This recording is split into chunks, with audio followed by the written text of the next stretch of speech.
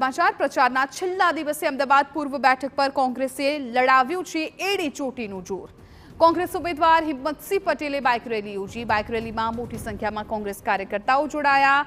Bike રેલીમાં હિંમતસિંહ પટેલનો મોટો દાવો, મને વિશ્વાસ છે કે અમદાવાદ પૂર્વ બેઠક પર પરિવર્તન આવશે।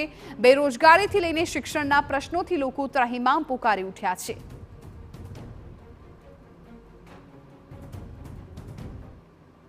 તો આજે જાહેર પ્રચારનો અંતિમ દિવસ અને અંતિમ દિવસે વધુમાં વધુ લોકો સુધી પહોંચી શકાય એ માટે રેલીઓનો સહારો લેવામાં આવી રહ્યો છે। અમદાવાદ પૂર્વના કોંગ્રેસના ઉમેદવાર હિંમતસિંહ પટેલની અત્યારે હાલ રેલી અમદાવાદ પૂર્વ જે લોકસભા વિસ્તાર છે ત્યાં નીકળી છે। હિંમતસિંહ આપણી સાથે છે, એમની સાથે વાતચીત કરીએ।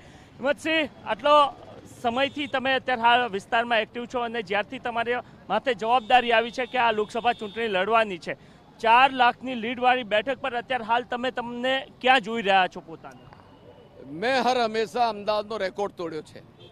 જ્યારે 2000માં અમદાવાદ મહાનગરપાલિકાના કોર્પોરેશનના ઇલેક્શન હતા, હું અમદાવાદ કોર્પોરેશનનો વિપક્ષનો નેતા હતો। મેં 22 વર્ષ પછી અમદાવાદ મહાનગરપાલિકામાં કોંગ્રેસનું શાસન હું લઈને આવ્યો અને મને કોંગ્રેસ પાર્ટીએ મેયર બનાવ્યો। એ જ રીતે 2017માં જે અહીંયા 26 વર્ષથી ભારતીય જનતા પાર્ટીના ધારાસભ્યો અહીંયાથી ચૂંટાતા, 17માં પણ મેં રેકોર્ડ તોડીને અહીંયા કોંગ્રેસની જીત હાસિલ કરી।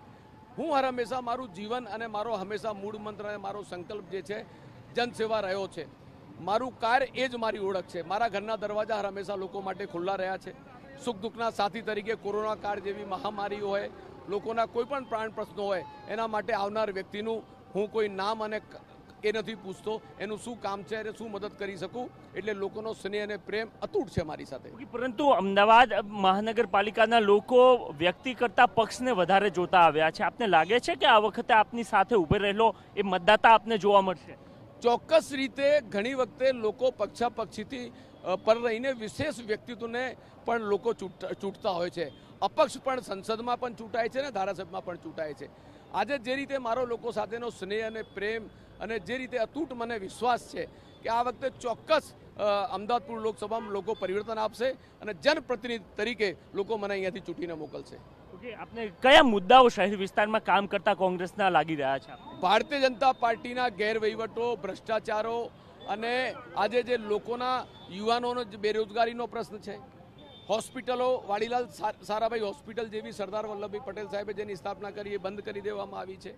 શિક્ષણના કોઈ સાધનો નથી કરવામાં આવ્યા, સારી કોઈ હોસ્પિટલ નથી બનાવવા આવી, તૂટેલા હાડકેશ્વર ખોખરા બ્રિજ 50 કરોડના ખર્ચે માતબાર રકમથી લોકોના ટેક્સના નાણાંથી બનેલો બ્રિજ તૂટી જાય, કાંડ કૌભાંડ, ભ્રષ્ટાચાર, ગેરવહીવટ, યુવાનો એક્ઝામ પરીક્ષા આપવા જાય સરકારીને 1 વખત 2 વખત 23 વખત પેપર ફૂટી જાય, લીક થાય, નકલી સરકારી કચેરી મોરબી જેવી બ્રિજ દુર્ઘટના થાય, એટલે તમામ જગ્યાએ નિષ્ફળ ગયેલી પાર્ટી છે।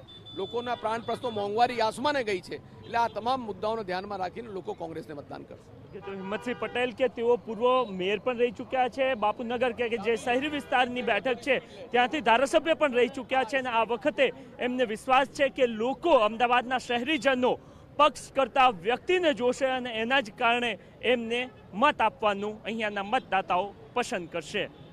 કેમેરામેન દીપક સેન સાથે નરેન્દ્ર રાઠોડ, TV9 અમદાવાદ।